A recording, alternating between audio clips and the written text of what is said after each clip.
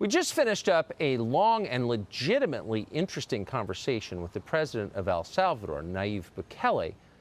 We talked to him about the immigration crisis from his perspective, which of course is different from our perspective. But the surprise was his perspective isn't that different. As he pointed out again and again in our conversation, the mass movement of poor, desperate people north in search of a better life isn't good for anyone. It hurts all countries involved, including his. Watch this. Mr. President, thanks for joining us. Thank you, Tucker, for inviting me. So there are an estimated 2 million Salvadorans living in the United States. Maybe a little more. Maybe more, and more coming now. Yeah. Why do you think so many people have moved from this country to the U.S.? Well, it's obvious. I mean, our country has failed to provide two basic things, which are the two main drivers of immigration, which is the lack of economic opportunity and the lack of security. Most people doesn't want to leave their country. Right. They like their culture, they like their food, they like their weather. I mean, it's their country. They have their family members here, their friends. Most people leave their country because of two main reasons, and those are the two main reasons. And if you add up the civil war we had in the 80s, well, that was the main driver at the beginning. And then you have people, that have cousins over there, and then the cousin says, oh, come here and you'll find a job here. And there's relative security based on what you have over there and what you have here. And so those are the main drivers of immigration. Our country has failed to provide security and economic opportunity, so people leave. But if the richest country in the world says, if you cross over the border, we will give you free healthcare, free education, all these benefits, I mean, that's a draw, isn't it? Of course, it's an incentive. I mean, everything in life is pros and cons, right? Yes. So you have, for immigration, you have a con that probably you don't know the language, or you have to, the journey is a difficult one. You may die in the journey.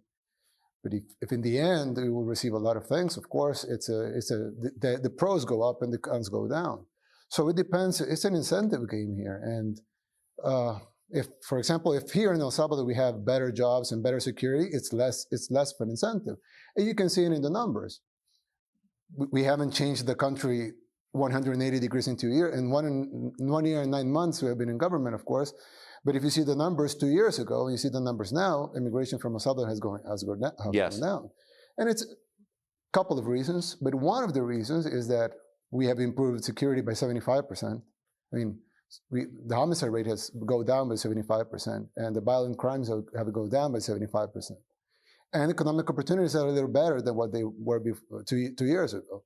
And there's a little more hope here that the future is going to be better.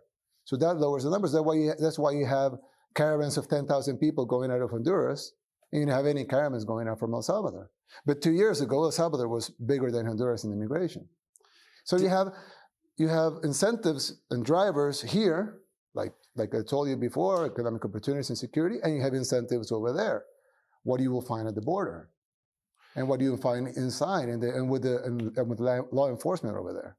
Losing energetic, risk-taking people is obviously bad for your country. You want to keep people like that here. Do you resent the fact that the United States has offered all these incentives for people to leave your country and go there? No, I would never resent that. But I just think that for a country, it's not profitable to get the people out. First, it's immoral. I mean, you need to provide for your people, right? That's the moral issue. But you also have an economic issue.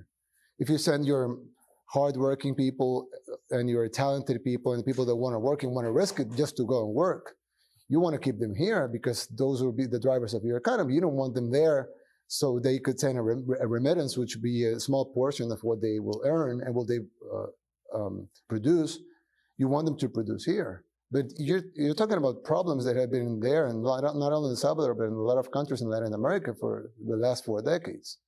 And this immigration thing is just feeding on dependency on immigration on the countries that drive it.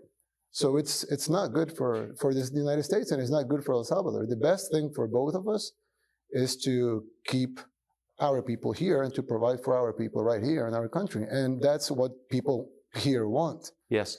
So at the end, I won't resent it, of course, but I think that it's better if we can keep our people here. That's our job, and morally, that's the thing we have to do. Explain quickly, if you would, what you just said is not good for the United States to Yeah. become dependent on immigration. What do you mean by that? No. Latin American countries, if you don't provide for your people economic opportunities, if your economy is Right. Doing bad, if your security is doing bad, people are gonna leave, and they're gonna go and try to find a rich country, right? They're not gonna leave for Guatemala, right? They're gonna try Right. to go and leave for they want to go to the United States. So that makes these countries dependent on immigration, because what you become a net exporter of people. You're not exporting products or services. Yeah. You're exporting people. So that makes your economy dependent on that, because then those people send money back Right. to their home countries, which is not a good economic formula, but it makes the economies dependent on that. So when you keep these countries depending on that, the economy is like a vicious cycle. So it's bad for the United States because immigration will go up, and it's bad for our countries because people leaving the country will go up as well. So it's bad for both of us. Smart.